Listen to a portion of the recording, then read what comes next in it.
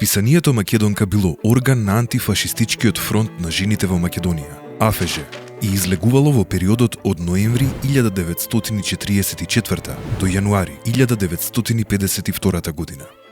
Неговиот фокус бил родовата, политичката, културно-просветната, социјалната и здравствената еманципација на жените во Македонија. Списанието е пример за преплетување на жените од разни етно-религиски заедници во Македонија, но и на жените и женските движења од поранешна Југославија. Печатењето на првиот број на Македонка се одвивало макотрпно во неколку фази од октомври до ноември 1944 година, бидејќи печатарската опрема и материјал се движеле заедно со партизанските единици на главниот штаб. Печатењето почнало во Горно Врановци, Велешко, па преку Прилеп стигнало до Битола, каде што на 7 ноември 1944 година бил објавен првиот број на списанието. Бројот имал 24 страници и тираж од 1000 примероци, а потоа списанието почнало да излегува еднаш месечно. Уредничка на првиот број била истакнатата партизанка, активистка и политичарка Веселинка Малинска. Таа останала уредничка се до есента 1947 година. Потоа, во развојот на списанието како главни уреднички се јавуваат и Вера Николова, Благојка Демниева и Лилјана Манева Савелич.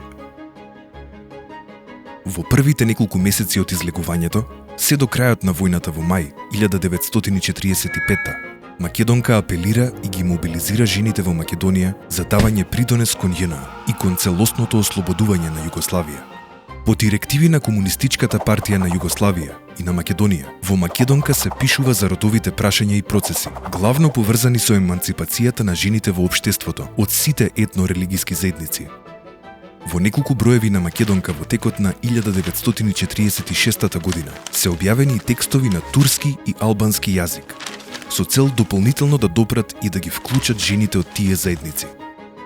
На страна од тоа, списанието ја истакнувало улогата на жените во изградбата на државата и нејзиниот општествен, политички и економски поредок. Македонка и сродните списанија на АФЖ во другите републики на Југославија неретко реферирале едни кон други, а освен тоа, текстови од авторки, активистки и функционерки од другите републики повремено се објавувале во Македонка. Во декември 1952 година излегува последниот 83 број на Македонка, а есента 1953 година антифашистичкиот фронт на жените на Југославија е укинат и претворен во Сојуз на женските друштва. Истата година, доскорешната Македонка се преименува во Просветена жена, пошто постепено го губи силниот еманципаторски потенцијал и повикот за акција. По 1990-тите дошло и до ретроградни процеси во однос на еманципацијата на жените и со гледбите на државните елити кон положбата на жените воопшто. Политиките на сеќавање во голема мерка заборавиле на родовиот аспект, односно на историјата на жените во Македонија.